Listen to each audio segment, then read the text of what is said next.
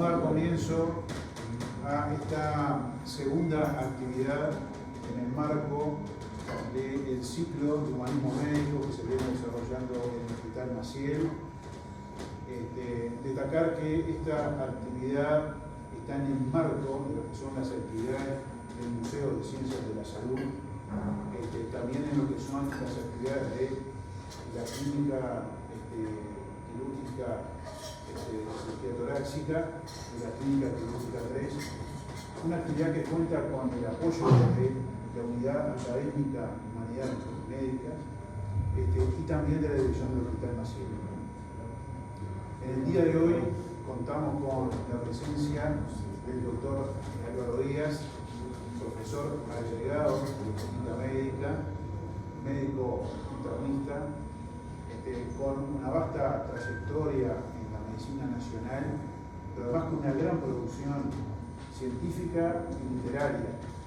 Y yo simplemente les quiero mencionar algunos de sus libros publicados, tal vez lo han leído o los han visto, pero por ejemplo La medicina desarmada, el narcisismo, la medicina contemporánea, ¿no?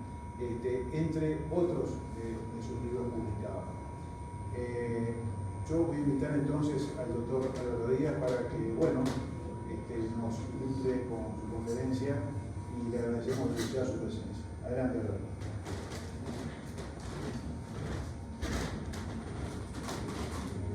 Bueno, en primer lugar agradecer muchísimo a los estudiantes de cursos nuestros de Humanidades Médicas que fueron en última instancia los organizadores y sobre todo a las cátedras del Hospital Maciel de cirugía torácica, de clínica quirúrgica, en la persona de los grandes amigos que están acá. No saben la alegría que le da a uno volver a ver estudiantes cara a cara, porque estamos muy acostumbrados a hacer todo por Zoom. Hoy el tema del que vamos a hablar es un tema que a los médicos nos debiera importar mucho, porque tiene que ver con distintos aspectos de nuestra actividad, ya sea como estudiantes, ya sea como docentes, ya sea en el tratamiento de los pacientes, ya sea en la relación entre nosotros, los médicos entre sí, o entre los estudiantes entre sí. Nosotros lo que vamos a ver ahora es una presentación que está de alguna manera basada en conceptos psicoanalíticos, lo que voy a tratar de ser muy breve para evitar zafarranchos, porque yo sé poco de eso. El narcisismo nace de un mito de un ser que se miró en un espejo de agua, se vio tan hermoso que se quiso abrazar y se murió ahogado. De alguna manera, ese es el mito que da origen al narcisismo. Hay dos cosas que son interesantes a propósito del porqué de hablar del narcisismo, porque son fenómenos que hacen a nuestra constitución como personas. Y una es que el hombre es mejor cuando se muestra como somos, dice Chejo, y lo otro es un aforismo griego que está escrito en el templo de Apolo: conócete a ti mismo. Sobre la base de esto vamos a tratar de hacer una introspección de alguna manera en este mito de Narciso y ver qué tiene que ver con nosotros. Y vamos a ver si este hombre que se mira en el espejo y que muere ahogado es un tonto o es un enfermo. Porque ¿cómo no va a reconocer que el que está ahí en el espejo no es él, sino que es un reflejo del agua? ¿Sabe que es el mismo o cree que es otro?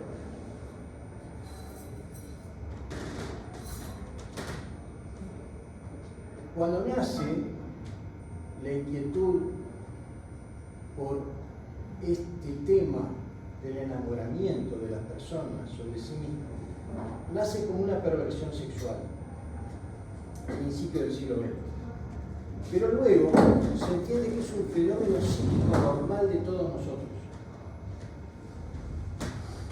el quererse a sí mismo es algo necesario. Por un lado es un proceso necesario porque nos construimos sobre la base de querernos a nosotros mismos. Fíjense ustedes que si anduvieron por la vida sin quererse ustedes mismos, no habría instinto de conservación. Por otro lado, esto que es necesario para la construcción de nosotros, como vamos a ver, y forma parte sustancial de lo que somos, puede tener perversiones. Cuando un pájaro, ustedes deben haber visto seguramente algún pájaro picoteando en el espejo de algún auto, no sé si lo vieron, o saben que los pájaros se pueden cazar con un espejo al lado de un trampero, es porque el pájaro no reconoce a quien ve en el espejo. Es decir, que no tiene la capacidad de identificarse a sí mismo mirándose en un espejo. Esto es una cosa fundamental del ser humano que nos diferencia de los animales. Somos capaces en determinado momento de nuestro desarrollo, en la infancia, de ver en el espejo, de vernos en el espejo, y ver a ese otro que en realidad nos reconocemos. Descubrimos que somos nosotros. ¿Sí? Ahora, ¿qué proceso ocurrió en nuestra mente, en nuestra cabeza? Un proceso de conceptualización, de simbolización, que viene asociado con el lenguaje. Recién entonces somos yo. Recién entonces nos reconocemos como alguien distinto de los demás. Somos yo.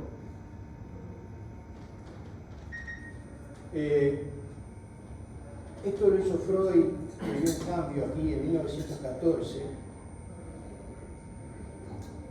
Y entiende que este egoísmo que forma parte del instinto de conservación es propio de todo ser y es normal que así sea, y que en el caso del ser humano esa identificación de sí mismo viene asociada con el instinto de conservación, de identificarse como algo distinto de la realidad y de los demás. Esto lo voy a saltear, pero la diferencia sustancial en el desarrollo del niño es que en su primera infancia el niño es todopoderoso, se siente que todo es yo, que todo forma parte de sí mismo. En determinado momento, cuando la realidad se le opone y quiere teta de la madre y la madre no le da la teta porque está ocupada lavándole los pañales, el niño llora. Ahí se da cuenta que la realidad es distinta de sí mismo. Pero todavía demora un poquito más para identificarse como yo. El otro, la madre en este caso, o el padre, y también la realidad, son situaciones que no le permiten al niño cumplir con todos sus deseos. Ahí descubre la realidad, es el principio de realidad de Freud. La realidad y los otros empiezan a existir en la medida que se oponen a sus deseos, como de Majesty de Ley.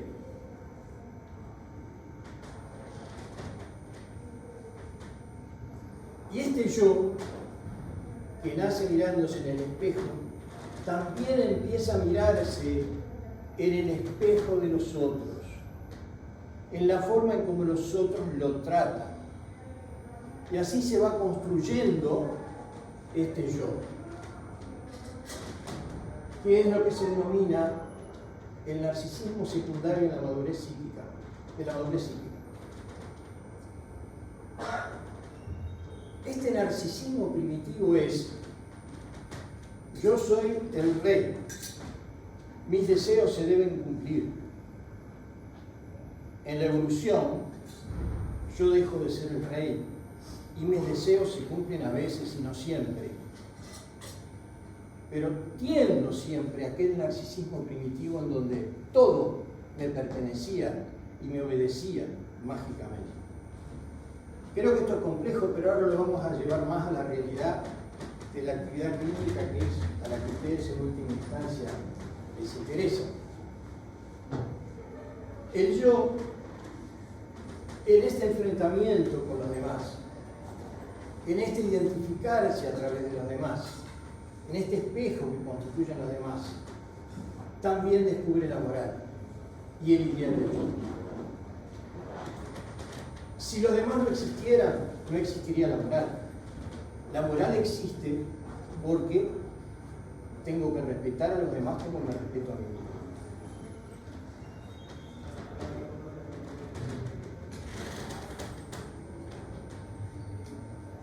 La persona que somos es como la interfase entre el yo que se adapta a otros. Yo les preguntaría a ustedes: ¿todos ustedes tienen la misma cara en todas las circunstancias? ¿O cambian según el lugar donde estén y con quién estén? ¿Qué les parece? Ustedes acá, en clase, en presencia de Daniel, ¿son de la misma manera que cuando están con el resto de los compañeros en un baile? ¿O se van adaptando a cada circunstancia y van variando esa persona? Yo pareciera ser el mismo, pero hay una interfase, eso que se llama persona, de adaptación. ¿Entienden? Bueno, ya se ríen, no sé qué habrá pasado en un baile. Así que el individuo maduro, nosotros estamos en un equilibrio entre la verdad y la mentira que somos, entre lo que soy y lo que muestro que soy. ¿Entienden esto? ¿Se dan cuenta de lo que estamos diciendo? Así que persona proviene del latín y significa máscara del actor. Luego pasó a significar individuo de la especie humana. Pero, volviendo a aquel viejo origen de la palabra persona, somos una interfase de adaptación entre el yo, con su complejidad, con sus instintos de autoconservación, con su moral, a la realidad ambiente. Y mentimos, todos mentimos, y también decimos verdades, y ahí en ese juego nos adaptamos.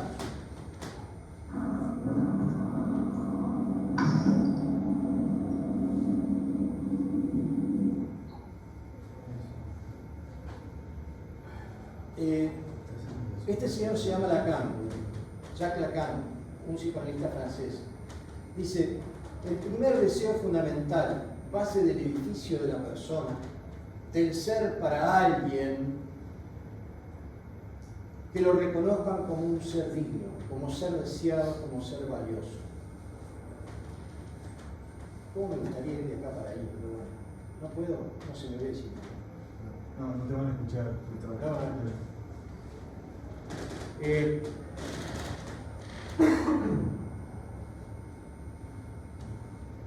Todos deseamos que nos deseen.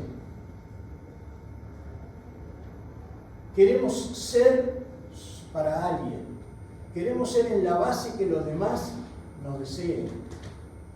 Si los demás no nos desean y nos dejan de lado, nos denigran. La aspiración máxima de todo ser humano es ser deseado como aquel niño original por sus padres. Lo mismo seguimos manteniendo toda la vida, salvo que ya no son los padres, sino que son los demás. Esto es lo que nos da la dignidad. La dignidad del paciente está en la medida que ustedes desean hacerle bien. Si ustedes no desean hacerle bien a su paciente, el paciente pierde la dignidad. Más allá de las definiciones de dignidad eterna, de las cuales no comparto.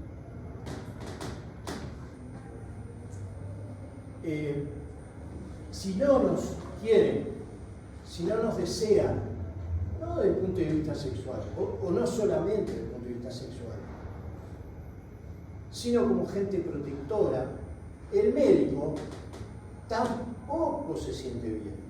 Quiere que el paciente lo quiera. Y en la medida que el paciente lo quiera, se siente digno, se siente valioso.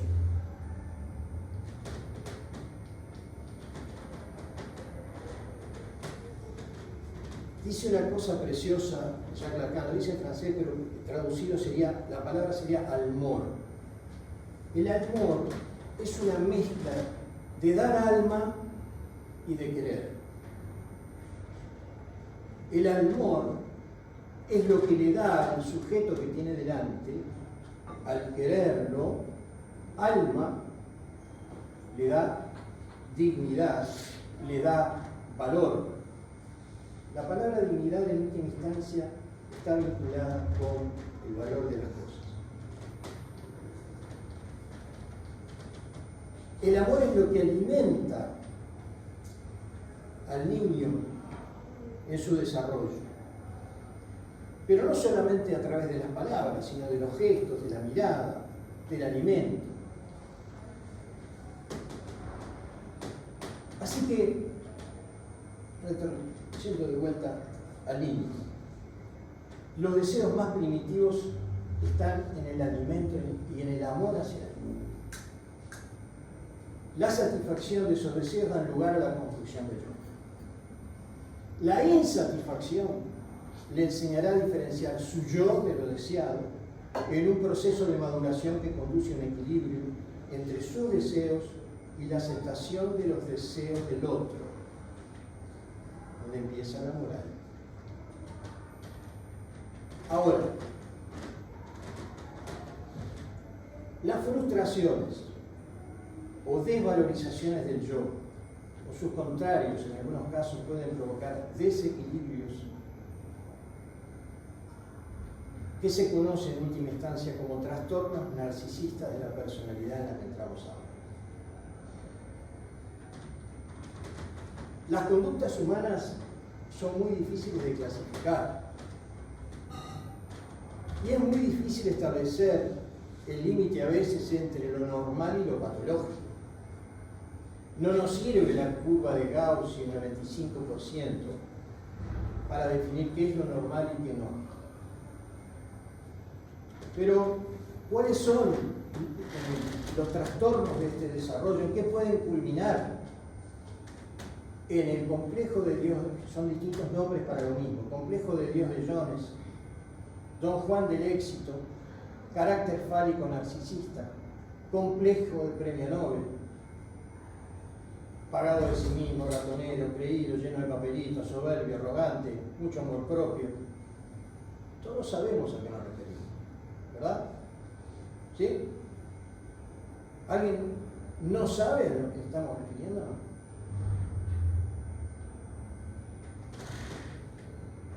Estamos en este caso refiriendo al supermédico. ¿Sí? ¿Hay supermédicos acá?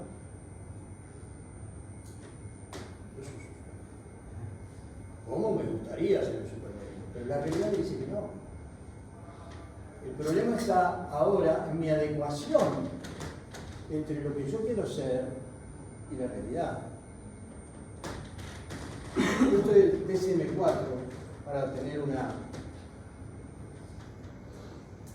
guía de alguna manera para aproximarnos al diagnóstico de narcisismo,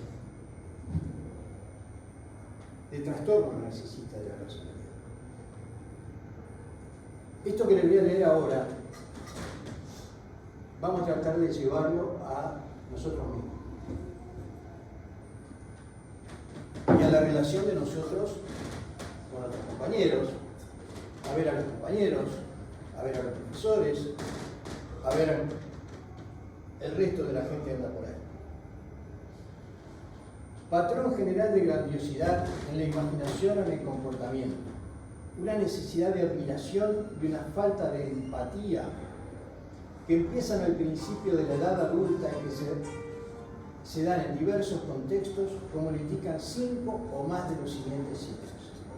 Se dan cuenta que esto es como para una revista, si cumplís con estos criterios sos narcisista, si no cumplís no sos. Pero bueno, vamos a tomar grandioso sentido de autoimportancia, exagera los logros y capacidades, espera ser reconocido como superior sin logros proporcionados. Fantasías de éxito ilimitados, poder, brillantez, belleza o amor imaginarios. Se cree especial y único, y que solo puede ser comprendido por o solo puede relacionarse con otras personas que son especiales o de alto estatus. Exige admiración excesiva.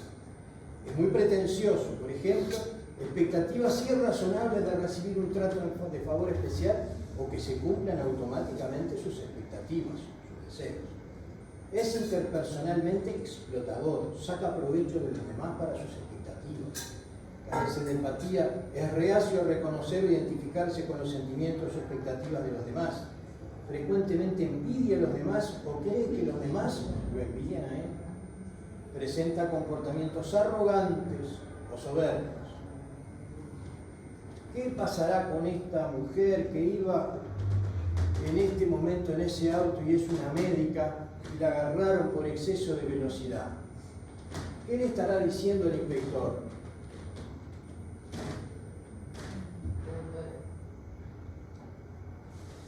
¿Qué le dice? Estaba mostrando el carnet de médico. Está mostrando el carnet de médico. Una, ¿qué otra más? Su trabajo tiene prioridad de nosotros. ¿Qué? Su trabajo o a donde va tiene más prioridad que lo que están haciendo nosotros. Que tiene más prioridad a donde está yendo a trabajar. ¿Y a dónde está yendo a trabajar? Lo están esperando para operar. Porque es cirujana. O...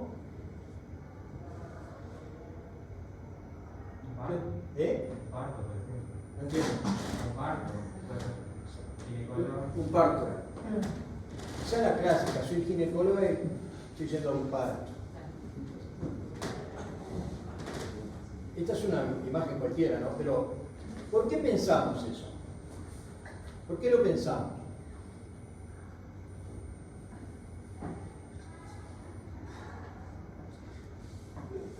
Habremos hecho. Habremos hecho. La forma de justificar. Una, porque lo habremos hecho. Pero ¿por qué más?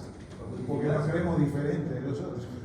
Porque nos creemos diferentes de los otros. Porque nos creemos diferentes de los demás. ¿Y los médicos somos diferentes de los demás? ¿Quién dijo sí? Muy bien, ¿por qué? Y por muchas características, no solo por lo laboral, sino también por las situaciones que uno está expuesto a diario y el resto de la población no. No quiere decir que sea más o mejor, pero es diferente. Marcamos distinto. Somos diferentes. Somos diferentes. Pero nos creemos con más derechos que los demás. Eso no. ¿Vos decís que no? No digo que todos, no. La mayoría no. ¿Qué dicen los demás?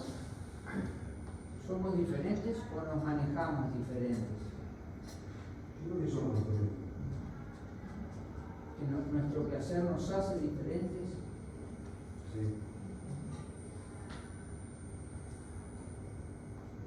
¿Qué opinan? Callados que está. Siempre son así de callados, Daniel. Solo cuando se los interpela. En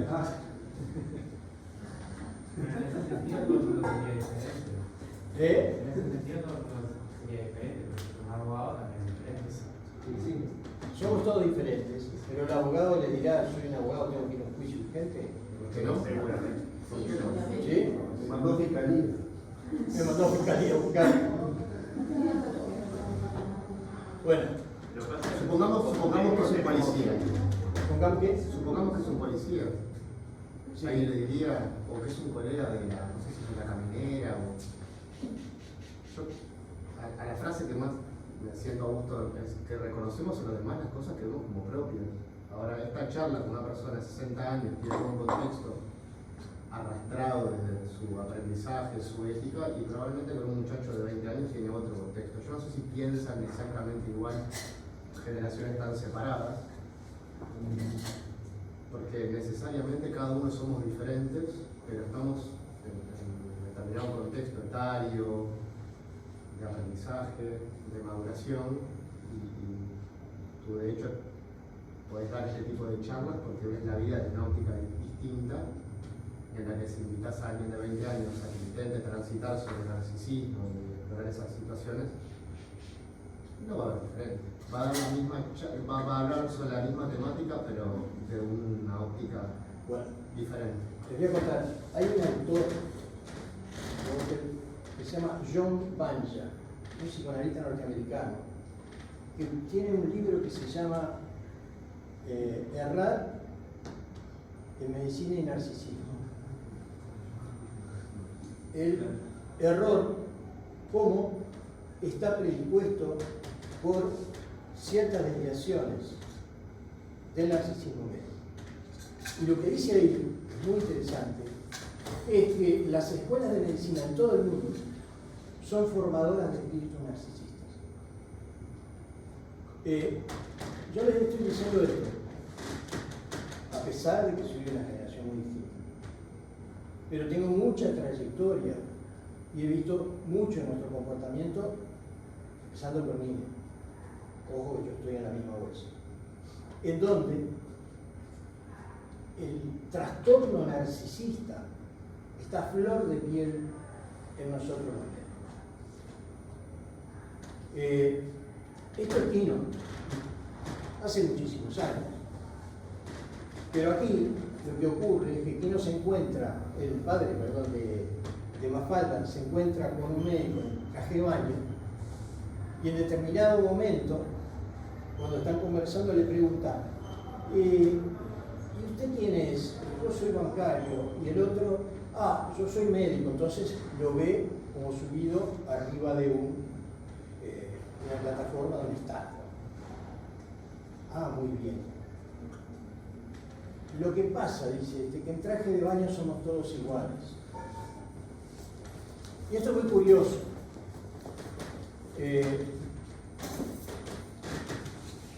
La pregunta es, ¿los médicos tenemos un trastorno narcisista de la personalidad?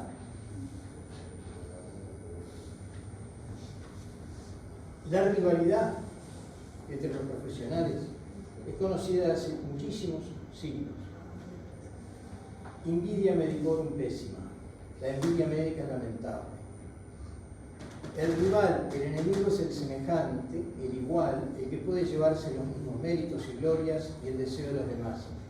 Él es el enemigo que al mismo tiempo es a quien envidiamos. El espejo nos permite vernos a nosotros según lo que deseamos ver.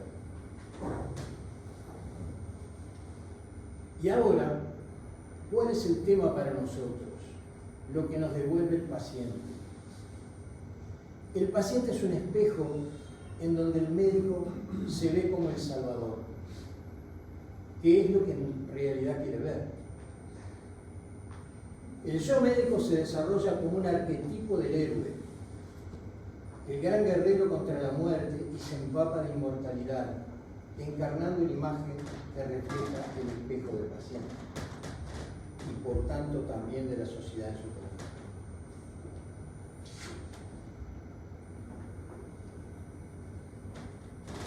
Estos son cuadros. La imagen del médico está cargada de fortaleza para luchar contra la muerte, a la que puede someter y se atreve a jugar con ella en las salas de anatomía disecando el cadáver o a través de la reanimación. Ninguna persona puede fácilmente disecar un cadáver como lo hacemos nosotros en la sala de anatomía. Al principio nos cuesta la imagen del cadáver. luego la superamos y la transformamos en objeto científico. ¿Cuál es el riesgo? Transformar luego a los pacientes en objetos científicos de manera semejante.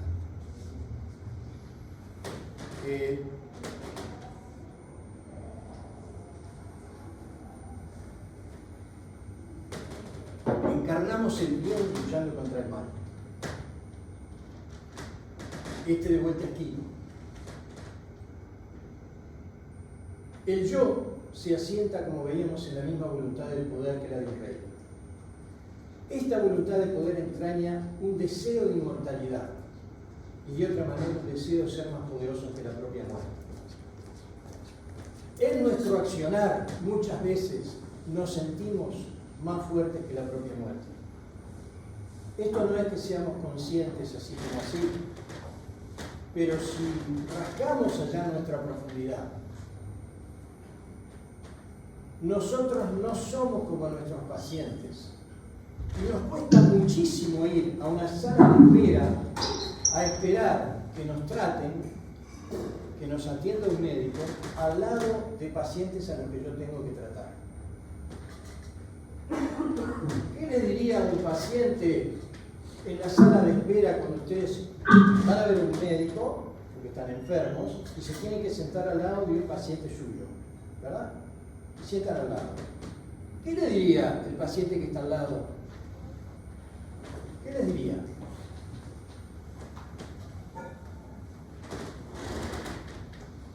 ¿Y usted se enferma? ¿Y cómo? ¿Los médicos se enferman? Porque hay un sentimiento escondido en la gente y en nosotros. En la gente que los médicos nos enferman. Y en los médicos que tampoco nos enfermamos. Somos los peores pacientes de todos. Y si vamos a consultar, no vamos por la sala de espera. ¿Por dónde entramos? Por la puerta de la casa. ¿Somos iguales que los demás? Somos seres humanos iguales que los demás. Pero no nos consideramos iguales a los demás. ¿Entienden esto? ¿Esto está mal? No, no es que esté mal. Pero importa mucho. Considerarse distinto a los demás está mal. ¿Por qué está mal? Porque no somos distintos a los demás. Yo no soy médico, pero no soy distinto a nadie más. ¿Por qué no sos igual? Porque soy humano. Pero ¿por qué? Vamos a buscar a ver si no sos un poco distinto a los demás. No, yo lucho siempre para no pensar así. No. Perfecto, eso me parece sensacional. Pero aunque no quieras, los demás no te ven igual a los demás. El paciente... Eso puede ser que sea cierto, pero no, creo que siempre hay que...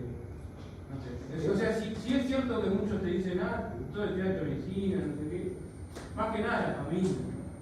A mí siempre me gusta saber que yo soy Martín. Y cuando me recibo estoy diciendo Martín. Me parece sensacional, Martín, pero mira esto. Cuando vas a ver, tú vas a recibir un consultorio con túnica blanca a un paciente. El paciente ingresa, se sienta, se pone a hablar contigo. ¿Qué viene a pedir de ti? Ayuda. ¿Tú qué vas a hacer? Lo vas a ayudar. La posición de ambos es asimétrica. Tú tienes un poder que él no tiene y él te necesita. Esa necesidad que tiene de ti te hace a ti distinto. Además somos distintos, ¿sabes? Pero porque una cosa yo me lo llevo a los términos más de igualdad en otros ámbitos, pero la sociedad te da diferencia. Porque otra persona no va a poder ver el cuerpo desnudo de un paciente cuando lo examina. Te dio a vos el ser distinto para poder hacer cosas. Te dio a vos la posibilidad de que te cuente sus secretos en el medio de una consulta. La sociedad te reconoce y te paga diferente a otros. Te hace diferente. Son diferentes. La igualdad es un concepto que tiene que ver con la sociología, la política y la economía. Buscar la desigualdad de los hombres en cualquier contexto, y sobre todo ante la ley, es una cosa que convierte a un hombre en esclavo y al otro en dominante.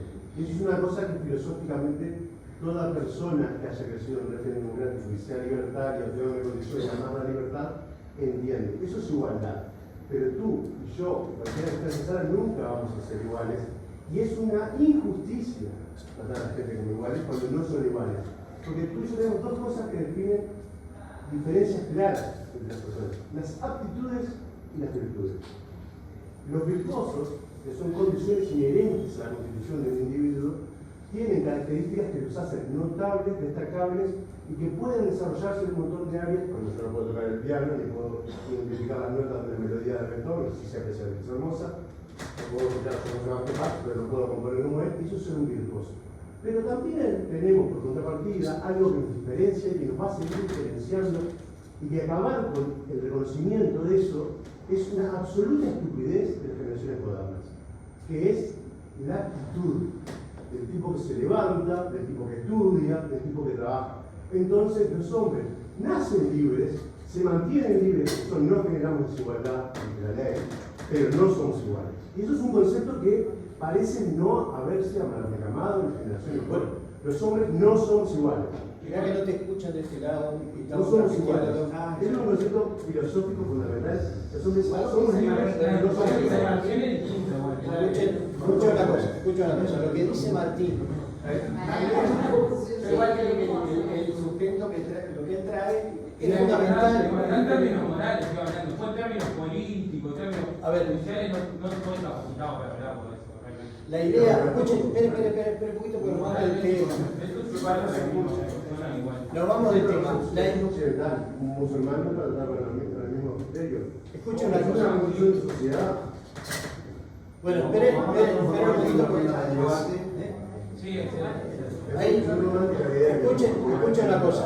Este tema es muy removedor. Es muy removedor. Y no todo el mundo le causa cierta cosa. Porque en el fondo es un tema moral. En el fondo, lo que está diciendo Martín es así, es un tema moral. ¿Cuál es el problema? Tratar de hacer el mejor bien para el paciente. Y ahora vamos a ver que este narcisismo que todos tenemos tiene caras benignas que hacen bien y caras malignas que hacen mal. El narcisismo es propio de todos nosotros. No nos podemos sacar de encima la voluntad de poder, el querer hacer. A ver si tengo acá. Igual creo que el mensaje de Martín es bueno, o sea, es muy bueno el mensaje, pero a lo que yo voy es diferente. Claro, son funciones distintas, bueno. son, está bueno darle en algún momento. No, pero escucha una cosa. El concepto que les quiero transmitir es: el narcisismo es propio de todos nosotros. Forma parte de nuestra constitución. Ahora, ese narcisismo tiene caras benignas y caras malignas.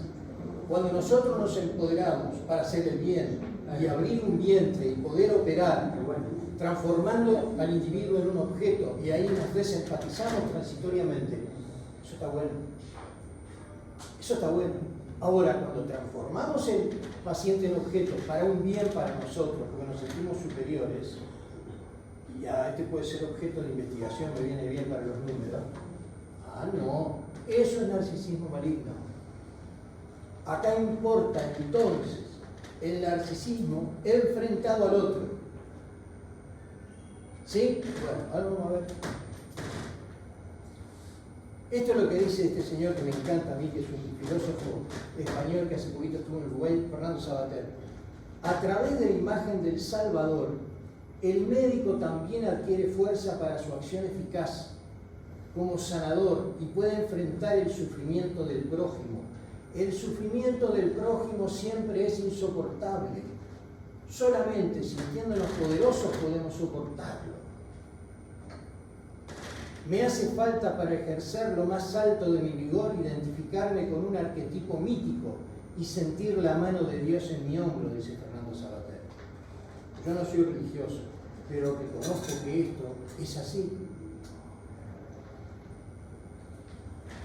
Así que los aspectos positivos del narcisismo permite sentirse capaz y seguro como para agredir al otro y hacerlo sufrir, pero con el fin de hacerle bien. El médico puede abrir un vientre y sacar un niño a la luz.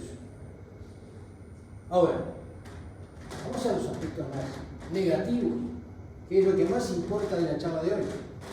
¿Cómo este narcisismo que todos tenemos se puede transformar en última instancia en algo que hace mal?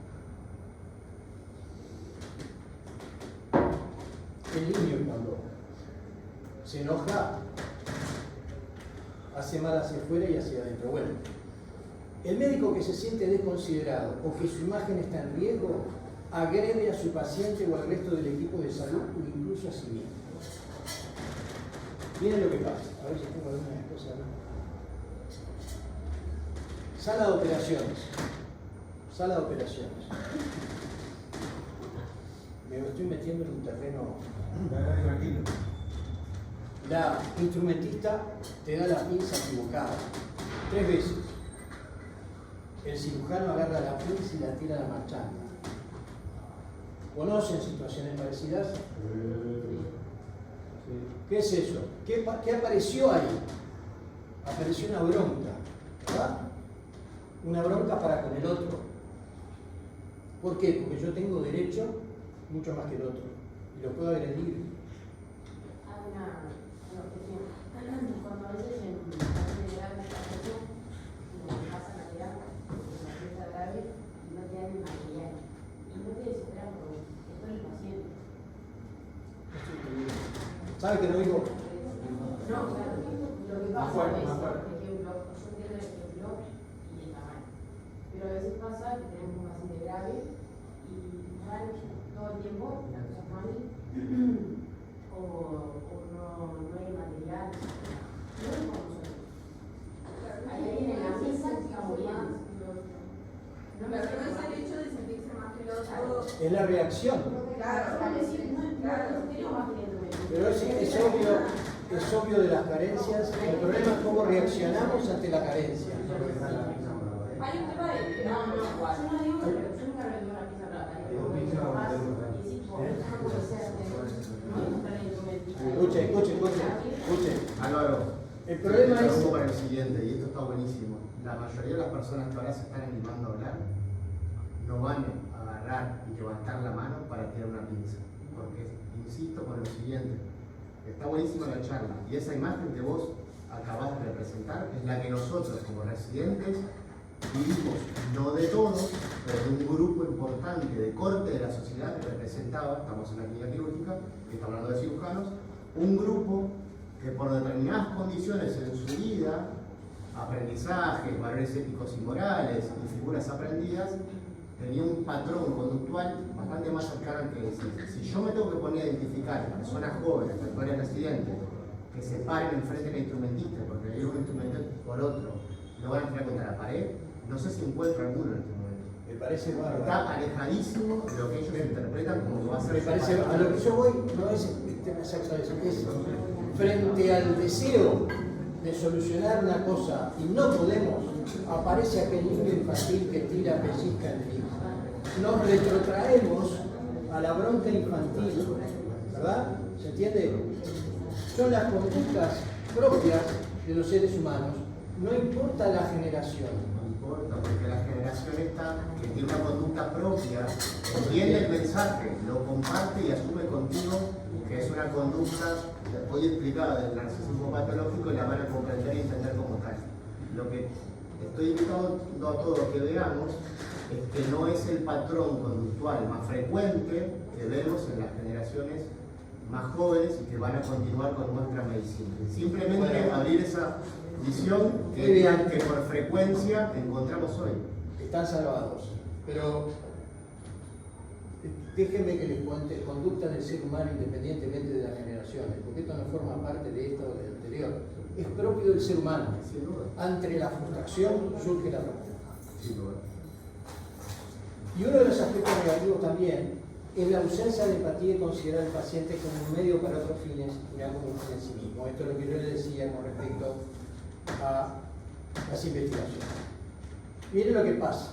Los errores muchas veces se justifican, se encubren, se ocultan o se niegan, pero no se aceptan. Cultura de la seguridad. Cuando el paciente rechaza un tratamiento, se lo castiga negando otros tratamientos o con la frase no merece que yo lo trate. En caso de ausencia de respuesta de la enfermedad, A veces se culpa al paciente como si hubiera desobedecido las indicaciones. Los consejos y críticas se rechazan o se minimizan o no se consideran. Ante la sugerencia de otra opinión, se reacciona rechazando al consultante, sobre todo que sea de igual rango, o manifestando desagrado por desconfianza. A los pacientes agonizantes se los evita o se les brinda únicamente sedación. Se utilizan a los pacientes para su brillo personal, exponiendo a veces su intimidad. Se toman conductas arriesgadas innecesariamente, grandes intervenciones para demostrar habilidad. Se prefieren los pacientes socialmente reconocidos, políticos, jugadores de fútbol, etc., y con frecuencia se viola el secreto profesional con ellos. Se da más crédito a los síntomas de aquellos que adulan o se someten que a los que critican o se revelan a las indicaciones. Se ordena más de lo que se aconseja. Se interpreta poco los sentimientos que subyacen en el paciente que viene a la consulta. Todo esto, ustedes pueden que alguna vez lo vean en la relación médico-paciente. Ténganlo presente. Seguramente, como dice él, ustedes son otra generación. Pero ténganlo presente, porque en nuestra psiquis, estas formas de reaccionar son normales. Tendemos a eso. Hay que ver cómo nos oponemos, siendo conscientes de que nuestra tendencia a veces es a esas desviaciones. De ahí surge el médico de la eminencia, de la elocuencia, de la vehemencia, de la apetencia, de la trascendencia, de la inconsciencia, de la pura ciencia, de la violencia. No vamos a entrar en más. Estamos en la hora. Yo quiero con esto que se lleven la idea de que ustedes en su cabeza son todos narcisistas y que toda persona que anda por la calle es narcisista. El problema está cómo manejamos ese narcisismo para bien o para mal. ¿Entienden? Preguntas. ¿No? Sí. ¿Por qué empezaste la charla, la clase, con el problema del psicoanálisis? Porque el narcisismo es un problema eminentemente psicoanalítico en las ciencias médicas actuales, modernas, o también porque vos le das por tu formación y por tus relacionamientos profesionales, culturales, en espíritu de la cultura, con psicoanalistas destacados, también has aprendido a valorar eso. Y tu práctica. Mira, yo hice un camino en 3 fases. La primera fue darme cuenta que gran parte de la medicina contemporánea trata mal a los pacientes y trata mal a los médicos. No trata mal. Eso, ahí tengo una pregunta de Camilo Viñoles, ahora te damos la palabra. Por ahí arranqué y me empecé a dar cuenta de determinados lugares en los que tenía que profundizar, y uno de ellos era el narcisismo mío y el de mis colegas. Y descubrí que parte de las conductas son desviaciones de este narcisismo, y que la sociedad contemporánea ha exacerbado el narcisismo de los individuos que andan por la calle, de todos nosotros. Han creado reyes para el consumo. Es un aspecto sociológico, si quieren, que otro día podemos entrar, muy interesante, pero en donde se fomenta el deseo como si todo deseo fuera posible. Eso es narcisismo. Y después, el último paso fue darme cuenta que esto también tenía que ver con relaciones entre los seres humanos que se establecen, como dice Foucault, en relaciones de poder. Que es, si quieren, otra charla completamente distinta a esto, en donde la relación médico-paciente es una relación de poder asimétrica. Y darse cuenta de eso es muy importante para, de alguna manera, contemplar mejor los intereses del paciente y ser más humano con el paciente. Son 3 lugares. Y el último, que sería muy interesante hablar, que tiene que ver con todo esto, tiene que ver con la medicina y la muerte. Y cómo los médicos manejamos la idea de la muerte. Y cómo manejamos nuestra propia idea de muerte. Viene el caso ahora por el tema del eutanasia. Pero son todos temas, si quieren, para hablar, porque también el narcisismo tiene que ver con la forma en cómo nosotros nos sentimos inmortales y cómo consideramos la muerte. Ahora, tengo una pregunta de Camilo Piñones, de aquí. A ver, Camilo. Profe, es un gusto escucharte. Pienso que la vida y la muerte no es cosa de médicos. Y si nosotros empezamos a entender eso, capaz que nos volvemos menos narcisistas, ¿no? O sea, la evolución del paciente tiene un poco que ver con nosotros y otro poco que ver con algo que nosotros no podemos manejar. Y me parece que tenemos que empezar a entenderlo, y a entenderlo y a manejarlo, ¿no? Excelente, digo, interesantísima la charla y estaré con ustedes en los siguientes temas. Un abrazo. Muchas gracias. Bueno, ¿alguna pregunta de aquí? ¿Alguien levantó la mano por allá o se estaba moviendo mucho? No, yo primero, yo no tengo que ir, por eso quería hablar. Pero quería casi pues. No, yo quería justamente felicitar a Daniel y a Álvaro por esta charla de reflexión, que son esenciales, porque son las actividades que nos hacen despertar de la máquina con la cual nos gobierna. Y nosotros como médicos tenemos un gran poder y somos un instrumento cada vez más complejo, porque la sociedad está cada vez más compleja y el mundo está más complejo. Y aparte ya ahora se sobreponen organizaciones, sistemas, corporaciones médicas que hacen que esto sea más complejo. Y yo comparto todo, o sea, y creo que tenemos que mirar todo esto porque todo esto está en nosotros mismos, ¿verdad? Pero para eso es fundamental, ¿cuál es el elemento fundamental que nosotros tenemos, que lo decía la conciencia? El conocernos a nosotros mismos, que es la única forma de hacer un balance interior y poder ir modificando. El ser humano, aparte de mirarse en el espejo, puede mirar sus instintos, sus emociones, su mente, su razón, sus intenciones y modificarla. O sea, es el arquitecto de uno mismo. Y si nosotros no reconocemos eso, nos transformamos en autómatas, ¿verdad?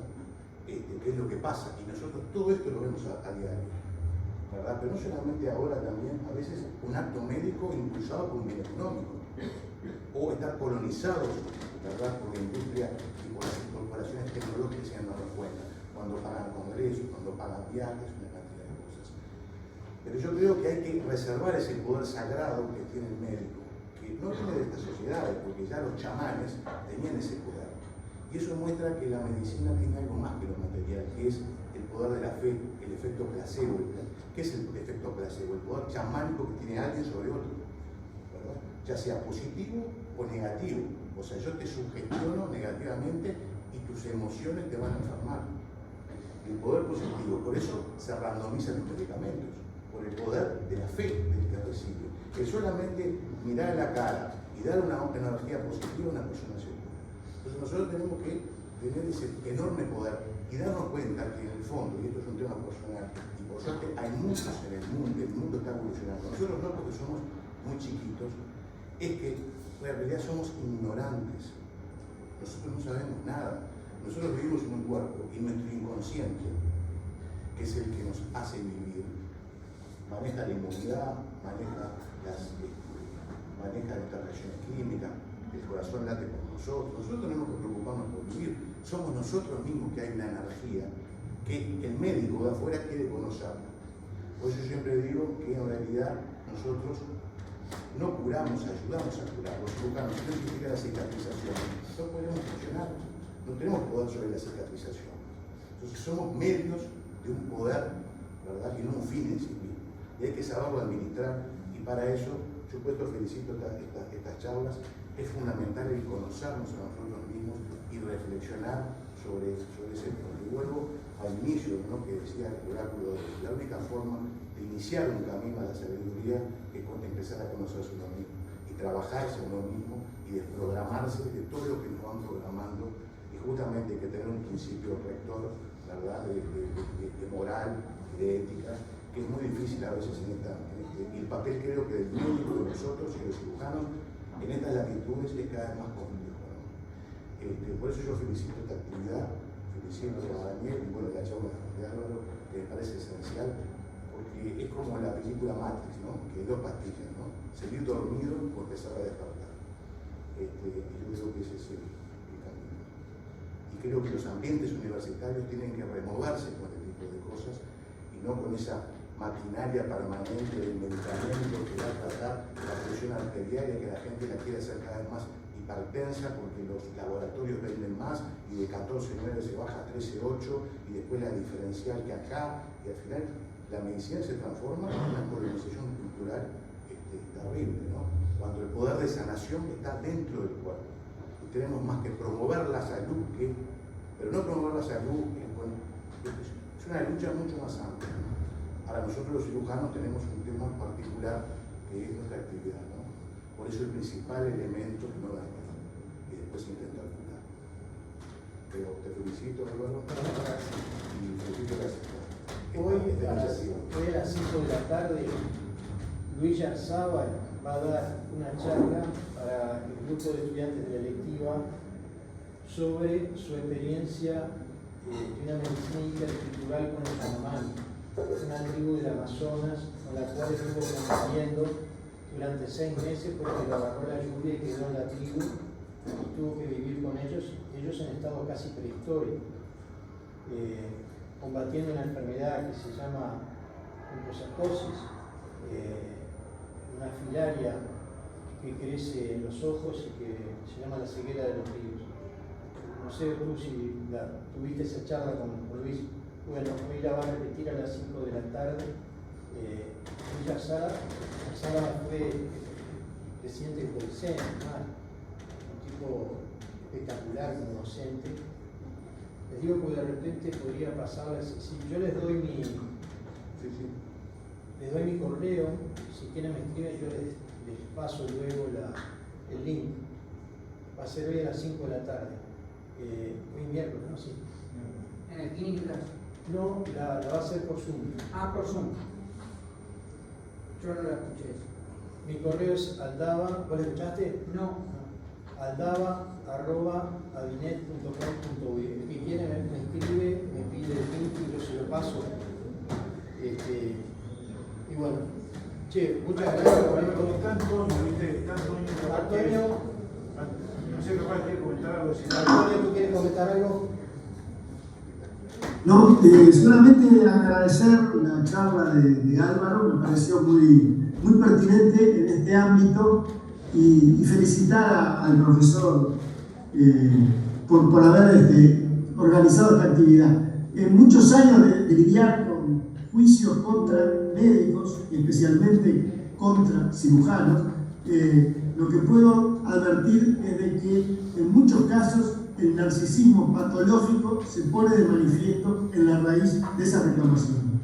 O sea que es muy importante prestar atención a estos aspectos para modificarlos y prevenir lo que pueden ser efectos indeseados. Muchas gracias, Álvaro. Muchas gracias, Daniel. No sé. Bueno, yo creo que fue espectacular la actividad de hoy. Creo que fue muy removedora.